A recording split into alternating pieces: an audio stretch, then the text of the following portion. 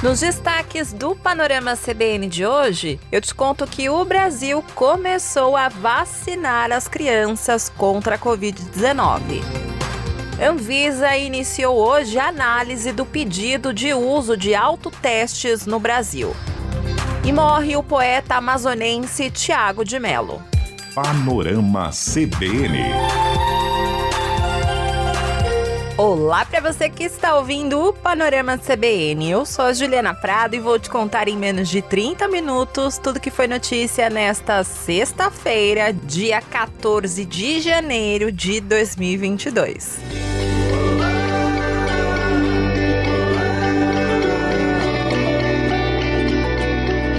Vacina sim. Sextou com notícia boa, eu já aviso você que está aberta a temporada de fofurices, porque nós já temos aqui no Brasil crianças vacinadas contra a Covid-19. Hora de tomar vacina, tem pro menino, tem pra menina, uma picadinha só. Todo mundo tá contente, nada de ficar doente. É isso mesmo, criançada, hora de tomar vacina, finalmente! E a primeira criança vacinada contra a Covid-19 aqui no Brasil é um garoto indígena de 8 anos. O nome dele é Davi Chavante, ele mora em Piracicaba, que fica no interior de São Paulo, mas ele vem sempre aqui para São Paulo para fazer um tratamento de saúde no Hospital das Clínicas, que é da USP. Se você tiver curiosidade para saber quem é o Davi Chavante, a foto dele está na capa desse episódio de hoje. Ele nasceu em uma tribo indígena Chavante, no estado do Mato Grosso, e ele tem uma condição de saúde que afeta as pernas e obriga ele a andar com a ajuda de uma órtese. E por isso que ele foi vacinado, ele está na lista de comorbidades. Essa vacinação que foi feita hoje foi feita de forma simbólica, porque o estado de São Paulo recebeu 234 mil doses, que é insuficiente para vacinar as 850 mil crianças do grupo prioritário, que são crianças com comorbidades, deficiências, indígenas e quilombolas. Essas doses começaram hoje a ser distribuídas aos 645 municípios. Além de Davi, outras crianças foram vacinadas hoje no Hospital das Clínicas. E a nossa repórter Bárbara Falcão, ela estava nessa cerimônia e ela conversou com a mãe de Eduarda Teixeira, de 11 anos, que foi vacinada. A menina tem diabetes e a mãe dela, a Paula Ferreira, descreveu para a nossa repórter a emoção de ter a filha finalmente vacinada. É de muita alegria, né? A gente esperou bastante por esse momento. A Eduarda é a última pessoa da nossa família a ser vacinada, todos nós já estávamos. E o coração enche de gratidão, né? Uma esperança aí que todos tenham acesso, né, à vacina. E que as mães levem seus filhos, principalmente. Qual que é a sensação, Eduarda? Eu tô muito, muito feliz, finalmente, ter essa oportunidade. E eu espero que todas as mães levem seus filhos para vacinar. E vamos levar muito a sério esse apelo da Eduarda, porque a Covid também é muito perigosa para as nossas crianças. Aqui no estado de São Paulo, desde o início da pandemia, 2.500 crianças foram internadas em estado grave por causa da Covid. Infelizmente, 83 delas não resistiram e perderam a vida. A nossa repórter Bárbara Falcão também conversou com a enfermeira Jéssica Pires de Camargo. Ela que aplicou a vacina na primeira criança que foi imunizada aqui no país. E ela também aplicou a vacina na Mônica Calazans, que foi a primeira pessoa vacinada no país há quase um ano. E ela explicou como ela se sentiu ao vacinar o Davi Chavante. Finalmente, né, depois de um ano, a gente conseguiu vacinar as crianças e só a gente sabe o trabalho, né, que foi para conseguir tudo isso, principalmente o pessoal que está lá na ponta. É bem gratificante, eu só tenho a agradecer por todo o apoio que a gente tem. Você tem filhos, não? Tenho uma filhinha, ela tem 2 anos e meio. Tá ansiosa para vaciná-la? Ah, com certeza, né? Pena que ela ainda não tá na faixa etária, né? Mas não vejo a hora também de poder vaciná-la. Lembrando que a lista das comorbidades de quem deve receber a vacina primeiro é definida pelo Ministério da Saúde. Então, pais e responsáveis precisam apresentar nos postos de vacinação comprovantes como exames ou qualquer prescrição médica que comprove essa condição. Os cadastros que já existem nas unidades básicas de saúde também podem ser usados para a vacinação. E como diz o Mundo Bita, pois é sempre tempo de cuidar de quem a gente ama. É isso aí, galera! Todo mundo deve se vacinar! como eu falei para você, essa primeira vacinação infantil foi feita de maneira simbólica, até porque os imunizantes contra a Covid-19 que vão ser destinados às crianças de 5 a 11 anos ainda não chegaram em vários estados. Com isso, há o risco de atraso no início da campanha. O primeiro lote, com 1.200.000 doses pediátricas, chegaram ao Brasil ontem, mas tem toda a parte logística. Segundo o cronograma do Ministério da Saúde, todas as remessas devem chegar até o final do dia de hoje. E ao menos 11 estados relataram durante a tarde atrasos. Bahia, Ceará, Pernambuco e Espírito Santo, por exemplo, deveriam ter recebido as doses ainda durante a madrugada, e isso não aconteceu. Essa mesma situação aconteceu no Distrito Federal. A Secretaria de Saúde disse que, mesmo assim, o início da campanha no domingo está mantido. Em nota sobre esses atrasos, o Ministério da Saúde disse que a distribuição começou de madrugada e que as vacinas estão a caminho. E disse ainda que mudanças pontuais na logística dos voos que entregam as remessas não vão afetar o início da vacinação pediátrica. Essas mudanças pontuais que o Ministério falou, segundo a Globo News, é porque voos foram cancelados por causa de casos de Covid entre os tripulantes dos aviões. Aí a empresa responsável pelos voos precisou realocar as vacinas em outros aviões. Então, por isso que houve esse atraso. E se os estados já estão com dificuldades de receber essas vacinas, imagine as cidades. Os municípios só devem divulgar o cronograma depois da chegada das doses.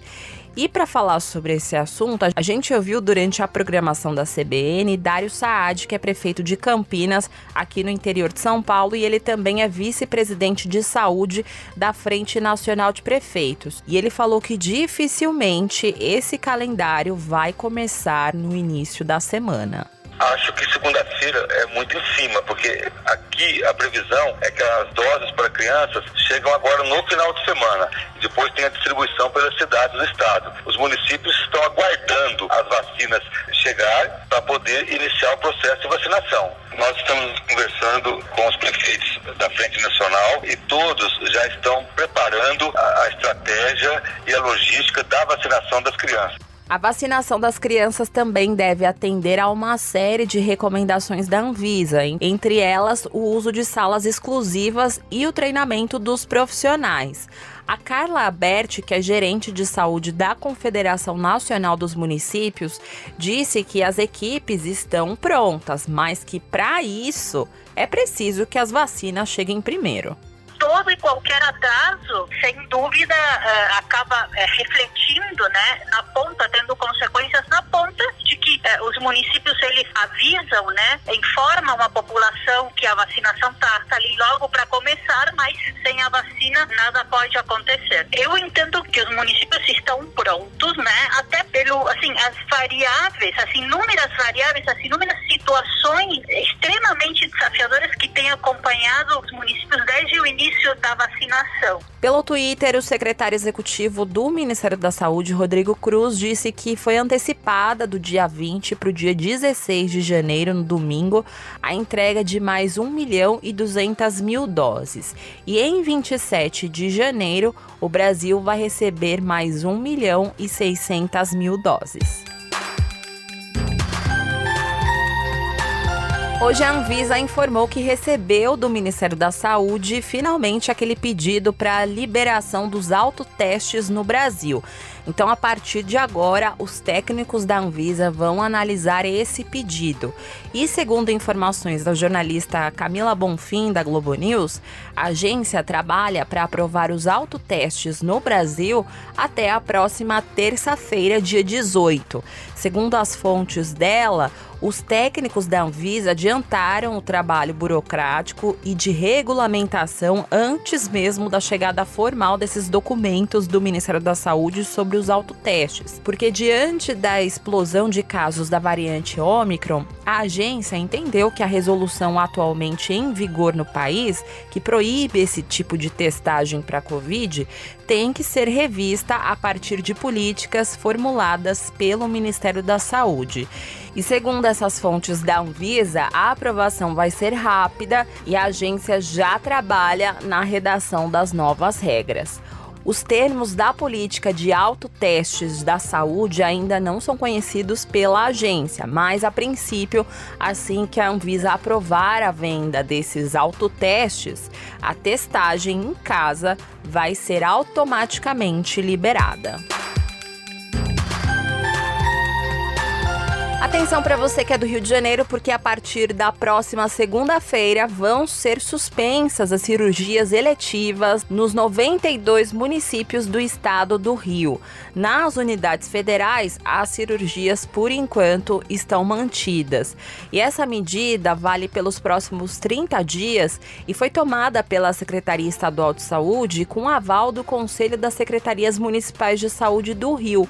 E o secretário estadual de Saúde, Alexandre Kiep, explicou para nossa reportagem que o motivo foi o aumento do número de profissionais de saúde contaminados pela Covid. Isso visa proteger eventuais pessoas que vão se internar para cirurgias que podem ser postergadas, para poder evitar que essas pessoas venham a se infectar, e também pelo fato da gente ter uma parte importante dos nossos profissionais de saúde afastados também por conta da infecção. Então a gente espera que esse quadro passe rapidamente, que a gente possa rever essa medida antes dos 30 dias, para que a gente possa voltar a operar normalmente essas pessoas. A Secretaria de Saúde do Rio informou também que o percentual de profissionais afastados é de até 20% nas unidades do estado.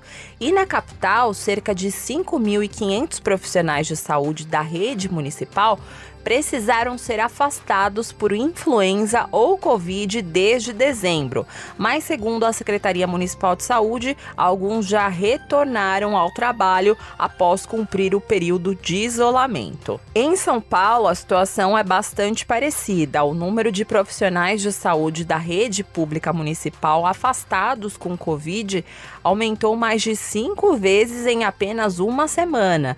São mais de 1.400 trabalhadores afastados com a doença. E o sindicato que representa a categoria médica avalia que há grandes chances do sistema colapsar. E quem falou isso foi a representante do Sindicato dos Médicos de São Paulo, Vanessa Araújo. No âmbito da atenção primária, a gente tem visto que a chance da gente entrar em colapso por falta de profissionais é uma chance real, de fato, né? A gente tem equipes que já trabalhavam desfalcadas antes da pandemia, antes desses quadros de afastamento por infecção, e a gente só está vendo isso se agravar, né? Sem a contratação pela prefeitura de equipes extras para que façam essa cobertura, né? Essa demanda crescente da população por atendimento nos serviços de saúde. A categoria também disse que as últimas contratações da prefeitura são insuficientes e que os médicos estão também adoecendo por causa da exaustão.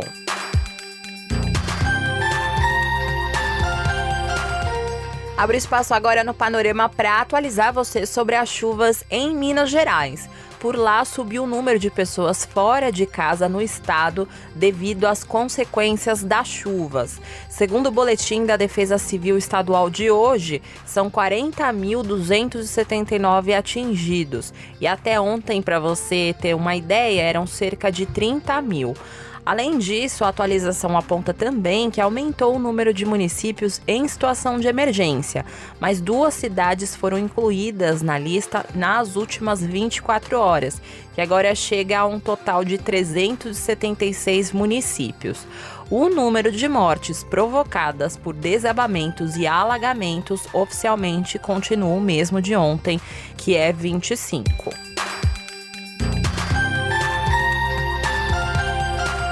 Hoje o poeta amazonense Tiago de Mello morreu aos 95 anos. Ele estava em casa em Manaus e a causa da morte ainda não foi informada.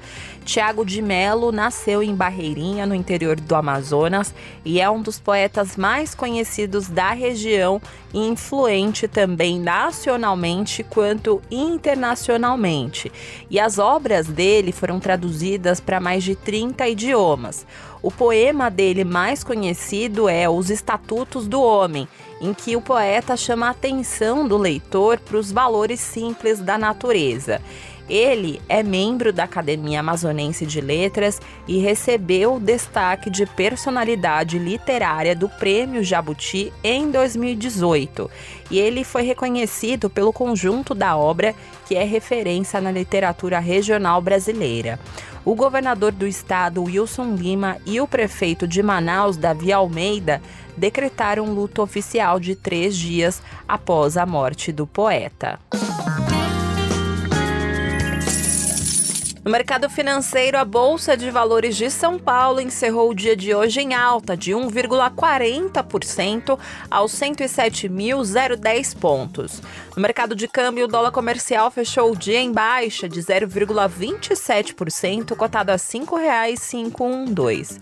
Já o euro terminou negociado a R$ 6,291, com uma desvalorização de 0,68%. No cenário internacional, a equipe do primeiro-ministro britânico Boris Johnson pediu desculpas à rainha Elizabeth II depois de vir à tona que funcionários dele e ele próprio estavam em uma festa na véspera do funeral do príncipe Philip. Essa celebração aconteceu na residência oficial do premier no momento em que as confraternizações sociais em ambientes internos estavam proibidas.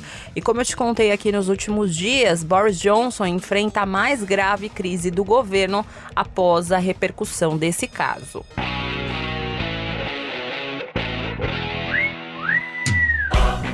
No esporte, vou falar mais uma vez sobre o negacionista, o tenista Novak Djokovic. Ele deve ser detido novamente amanhã na Austrália, após ele ter o visto cancelado mais uma vez pelo governo australiano. Hoje, como a Bianca Santos te contou mais cedo na primeira edição do Panorama, o ministro da Imigração, Cidadania e Serviços a Imigrantes e Relações Multiculturais da Austrália, Alex Hawke, usou o poder dele pessoal para cancelar o visto do tenista que está em Melbourne para disputar o Australia Open. A defesa de Djokovic já recorreu dessa decisão. E o que se sabe até agora é que amanhã de manhã na Austrália, o tenista vai ser interrogado por funcionários da imigração em um local que ainda não foi revelado. Aí ele vai estar oficialmente detido das 10 horas da manhã até as 2 horas da tarde no horário australiano. E aí ele vai ficar no escritório dos advogados dele, acompanhado de 2 oficiais da Força de Fronteira. No domingo, Djokovic vai se reunir com os advogados novamente para uma audiência em que o recurso dele vai ser julgado. E na segunda-feira a gente traz todos os detalhes aqui dessa novela.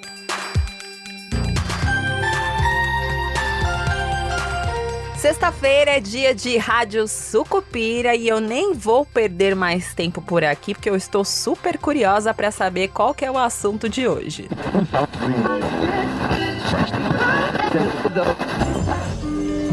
Mas é a terceira carta que chega, é capaz de ser mandada pela mesma pessoa, o senhor devia tomar uma providência, a falar com a polícia, pelo menos. Cão que ladra não morde. Alguém, se quisesse me matar, não mandava avisar. Embaixo eu coloco ali qual era o motivo, né? O motivo daquela correspondência, né? O que nos impactou e que gerou aquela correspondência. A gente tem que assumir tal como é. botar pra fora tudo que tá reprimido, dizer o que pensa. Eu me surpreendi com a carta dele.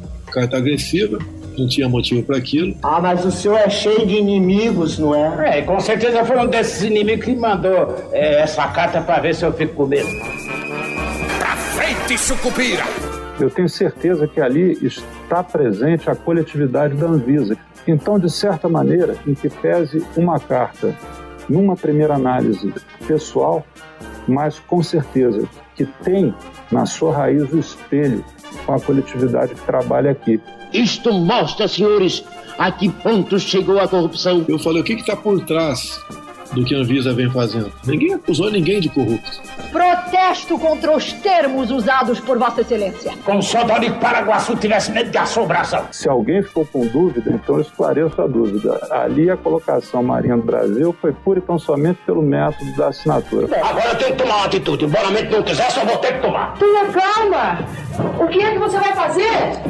Ele não precisava agir daquela maneira. A conversa que eu tive com ele antes era sobre vacinação de crianças. Primeiramente é preciso saber quando as vacinas vão chegar. Bom, e isso vai ser difícil.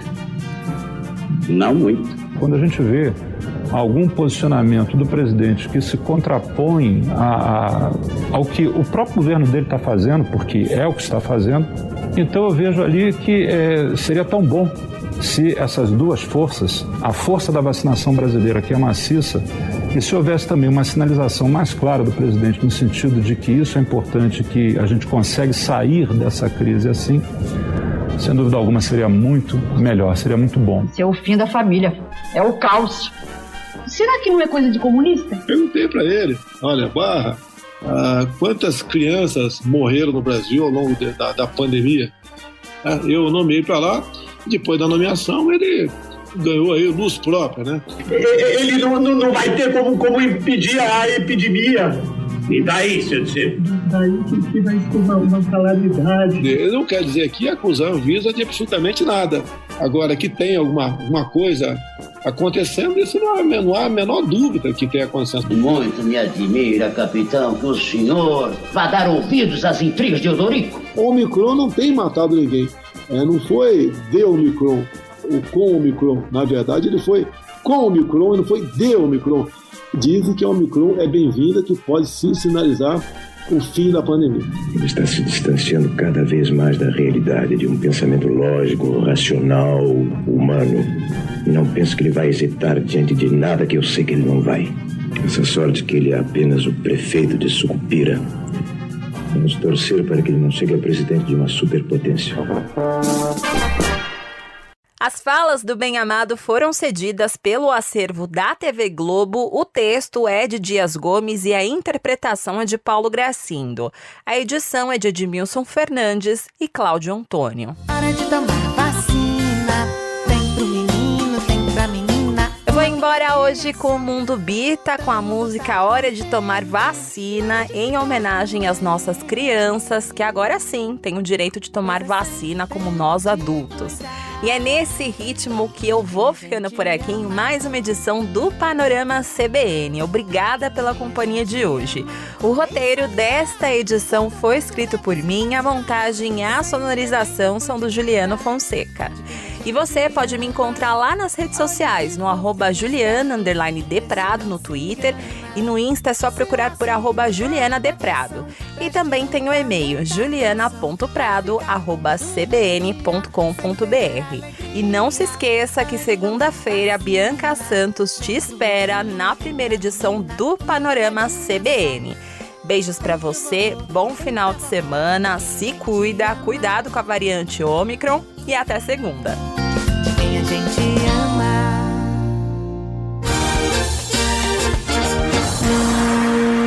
Panorama CBN. As principais notícias do dia em menos de meia hora.